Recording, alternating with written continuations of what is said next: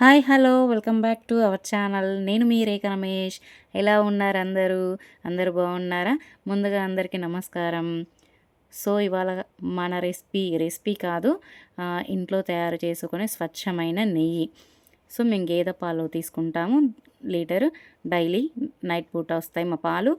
దాన్ని కాగబెట్టి నైట్ ఫ్రిడ్జ్లో పెట్టేస్తాము. దాని నుంచి వచ్చిన మీగడతో మేము ఇంట్లోనే ఇలా స్వచ్ఛమైన నెయ్యిని తయారు చేసుకుంటాము.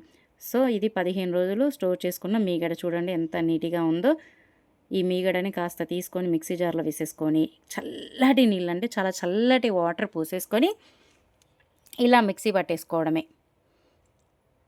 మీగడ మొత్తం మేము ఒక డబ్బాలో వేసి ఫ్రిడ్జ్లో స్టోర్ చేసుకుంటాం. దీంట్లో పెరుగు కానీ ఏది కానీ కూడా మేము వేయకుండా అలానే యాస్టీస్గా స్టోర్ చేస్తాం. దాంట్లో ఇప్పుడు చూసారు కదా, ఒక 3 గంటలంతా మీగడ మిక్సీ జార్లో వేసేసుకొని ఇలా మిక్సీ పట్టుకుంటున్నాను. చల్లటి వాటర్ లేదా ఐస్ క్యూబ్స్ కూడా వేసుకోవచ్చు. నాకు ఆల్రెడీ ఫ్రిడ్జ్లో చల్లటి వాటర్ ఉన్నాయి, చిల్డ్ వాటర్. సో వాటిని వేసుకొని మిక్సీ పడతాను. మిక్సీ పట్టేటప్పుడు కూడా చూడండి, జూమ్ చేసి దగ్గర నుంచి మరి చూపిస్తున్నాను మీకు, ఎందుకంటే మీరు కూడా ఈజీగా చేసుకోవచ్చు. ఫస్ట్ చిక్కటి మజ్జిగలాగా పైకి వస్తూ ఉంటుంది. ఎప్పుడైతే దాంట్లో వెన్న అనేది ఫామ్ అవుతుందో వాటర్ వస్తుంది చూడండి. సో ఈ మిక్సీని కూడా స్పీడ్గా అనుకుంటూ దీన్ని మొత్తం చక్కగా మిక్సీ పట్టేసుకోవాలి. చూసారా, ఎప్పుడైతే లోపల వెన్న పూస రెడీ అయిందో సో వాటర్ అనేవి పైకి వచ్చేస్తాయి. ఫస్ట్ థిక్గా మజ్జిగలాగా వచ్చింది చూడండి, ఇప్పుడేమో వాటర్గా వచ్చేస్తుంది. అంటే ఈ ఈ ఏదైతే మిక్సీ పడుతున్న మిశ్రమంలో నుంచి వాటర్ సపరేట్ అవుతాయి, వెన్నపూస సపరేట్ అవుతుంది. సో బటర్ సపరేట్ అవుతూ ఉంటుంది. అలా ఒక సపరేట్ అయింది అనుకోండి, ఒక 5 నిమిషాల పాటు అలానే కొంచెం తగ్గించి మిక్సీ పట్టుకోవాలి. 3 వరకు ఉంటుంది కదా మిక్సీలో ఆప్షన్. 1 పెట్టేసుకొని ఓ 5 మినిట్స్ అలానే తిప్పుకోవాలి, వెన్నపూస బయటకు వచ్చాక కూడా. ఎందుకంటే ఇంకాస్త బాగా మిగిలిపోయి ఎక్కడన్నా కాస్తన్నా అలా ఉండిపోయింది కూడా మంచిగా వచ్చేస్తుంది. సో ఆఫ్ చేసి చూడండి, వాటరు అంటే పల్చటి మజ్జిగ సపరేట్ అయిపోయింది, వెన్నపూస సపరేట్ అయిపోయింది. చాలా ఈజీ ప్రాసెస్ అండ్ ఈజీగా మనం చాలా చక్కటి ఎటువంటి ప్రిజర్వేషన్స్ లేకుండా హోమ్లో చేసేసుకోవచ్చు. రోజుకి 20 సార్లు సోప్ పెట్టి ఒక్కటే కడుగుతున్న చేతిని. నాకు కూడా ఓసిడి ప్రాబ్లం, అందుకే ప్రాబ్లం ఏం లేదని ఎడమ చేతితో పట్టుకున్నాను. ఎడమ చేయి పెట్టండి అయితే వాటర్ని గట్టిగా పిండడం అయితే రాదు ఆ మజ్జిగని. సో 2 చేతులు కలిపితేనే ఆ మజ్జిగ అనేది గట్టిగా బయటకు వస్తుంది. ఇలా పిండేసుకొని ఆ గిన్నెలో కూడా చల్లటి డీ ఫ్రిడ్జ్లో వాటర్ని పోసి పెట్టేశాను.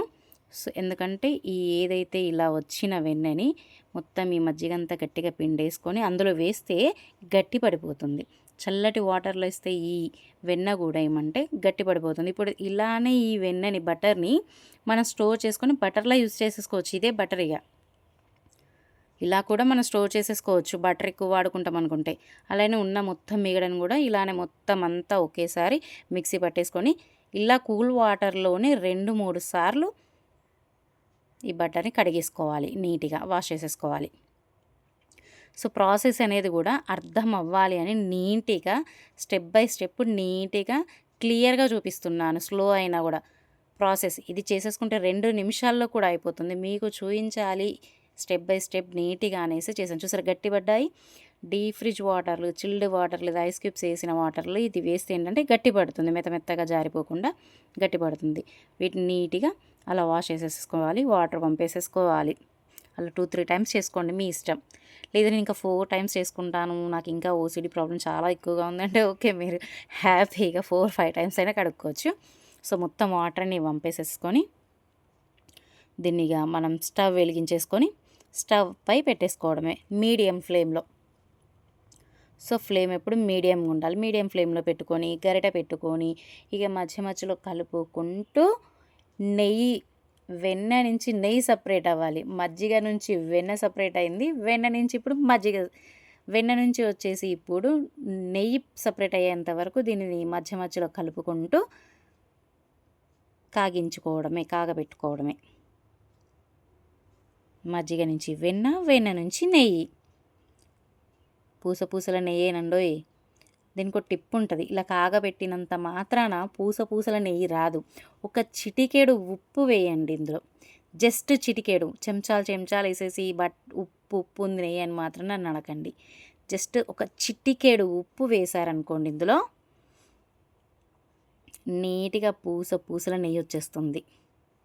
చిటికెడు ఉప్పు వేయడం వల్ల వచ్చిన నష్టం కూడా ఏమీ లేదు.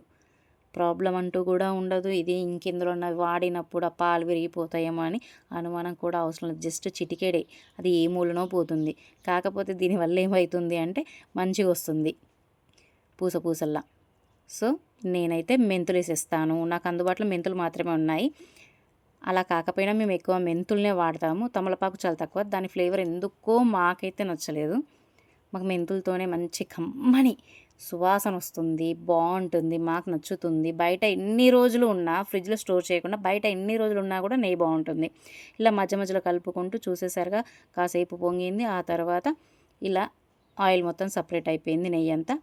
సో ఫ్లేమ్ బంద్ చేసుకున్నాం. చల్లబడ్డాక ఇలా కనిపిస్తుంది ఇక నెయ్యి. సో వీడియో కనుక మీకు నచ్చినట్లయితే లైక్ చేయండి, షేర్ చేయండి, కామెంట్ చేయండి, సబ్స్క్రైబ్ చేయడం మర్చిపోకండి.